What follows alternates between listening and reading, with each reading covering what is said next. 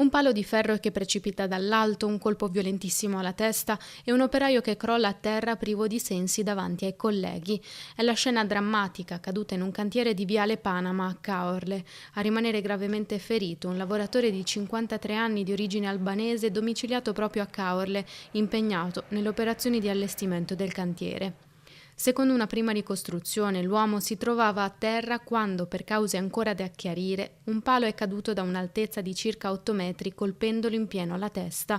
Immediato l'allarme lanciato dai colleghi. Sul posto è arrivata un'ambulanza del SUEMA 118, ma viste le condizioni critiche dell'operaio e il grave trauma cranico riportato, i sanitari hanno richiesto anche l'intervento dell'elisoccorso. Dopo essere stato stabilizzato e intubato, il cinquantenne è stato trasferito d'urgenza all'ospedale All'Angelo di Mestre, dove ora si trova ricoverato in rianimazione. La prognosi resta riservata.